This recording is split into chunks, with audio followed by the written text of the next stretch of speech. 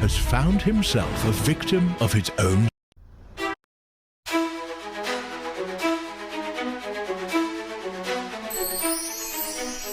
The Christmas Experiment. Part 2. The young boy, now a man, has found himself a victim of his own success. Stuck in his laboratory all day inside the castle, he'd work tirelessly into all hours of the night. Burning the candle at both ends, this went on for quite some years, until he found he'd become a middle-aged man who'd grown tired of the world and people, and especially children. That is, until the day he'd met a boy that reminded him of himself. A young, enterprising lad with focus and determination, and one more thing he hadn't seen nor even thought about for quite some time. Hope.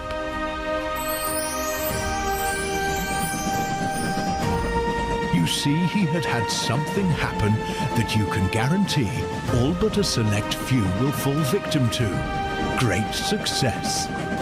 As a scientist, he worked like a whirlwind. With flashes and bangs, his lab was always lively and absolutely buzzed with activity.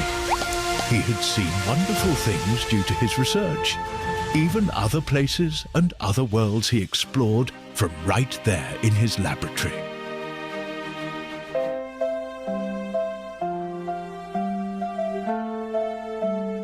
But all of this success and his chosen field led him to feeling like he had nothing else to accomplish. And the work itself became dull and tiresome. He had already chased his best dreams and completed the work on his best theories. And slowly but surely, apathy and a sense of melancholy set in.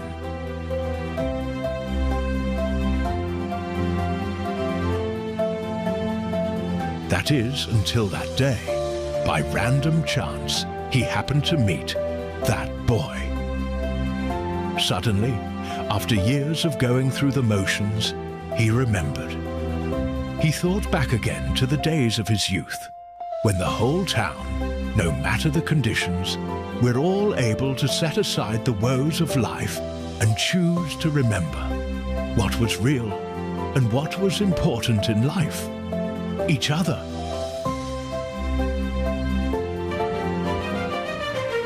To be continued.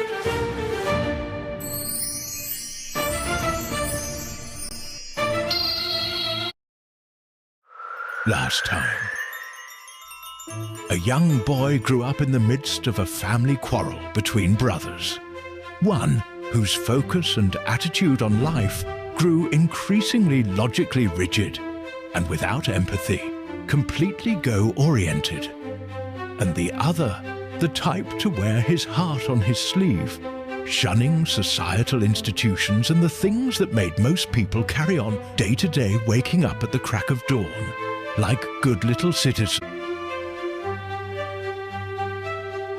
The boy had since become a man, working hard to graduate at the top of his class. His father, a Christian man who had gone home to be with the Lord a few years before, did not get to see him graduate. However, his uncle, not wanting to test the waters yet, chose to remain in the background, quietly celebrating his nephew's dedication and scholarly triumph. His mother passed away during the young man's birth, and it was said that the boy's father's grief is what led to the brothers never again seeing eye to eye, and eventually going their own separate ways. The boy, once he had grown into a young man, would often say that he felt as if fate had played some cruel trick on him when he was young, and that he didn't believe in all that religion stuff anymore, like he did when he was a kid, way back then. But as he got closer to Christmas, with his newfound enthusiasm, now gave way to a desire to search for the source of that feeling that continued to grow inside of his heart. That feeling he had experienced as a boy in his youth. But he was a man of science and had been told by countless so-called experts that the pursuit of such things was silly and childish. He could barely believe what he was feeling. It was like a joy that surpassed all understanding, and then it hit him. A Bible verse shot through his mind. He'd remembered that Jesus said the exact same thing in the Bible as he had studied it when he was young. And with that, he was absolutely and positively reeling with wonder and amazement at the sheer possibilities, bringing even his other work into alignment in his mind. Now more than ever, he was positive. He would never stop searching for what it was that made up the science of the Christmas spirit. Last, he could barely believe what he was feeling. It was like a joy that surpassed all understanding, and then it hit him. A Bible verse shot through his mind. He'd remembered that Jesus said the exact same thing in the Bible as he had studied it when he was young. And with that, he was absolutely and positively reeling with wonder and amazement at the sheer possibilities, bringing even his other work into alignment in his mind. Now more than ever, he was positive. He would never stop searching for what it was that made up the science of the Christmas spirit. Some found it odd that his uncle should give him the deed to the castle and castle village, and a portion of his inheritance before he even passed.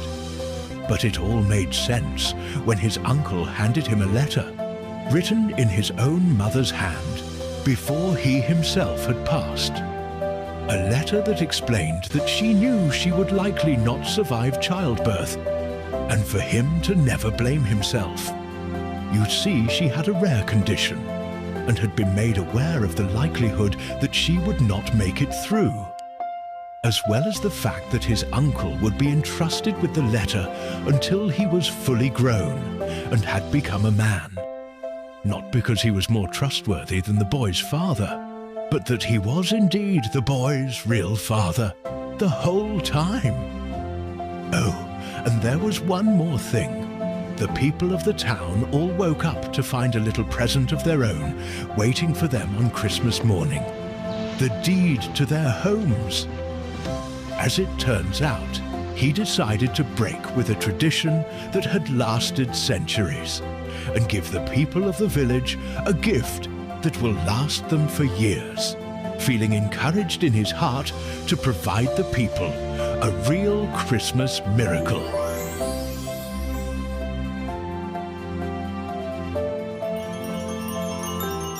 The end.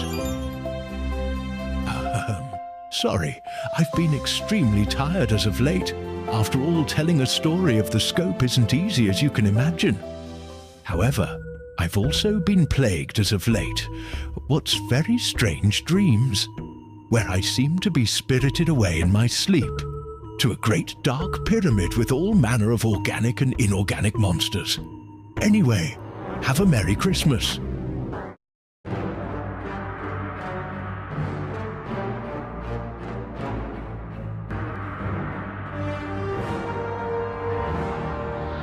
Could barely believe what he was feeling.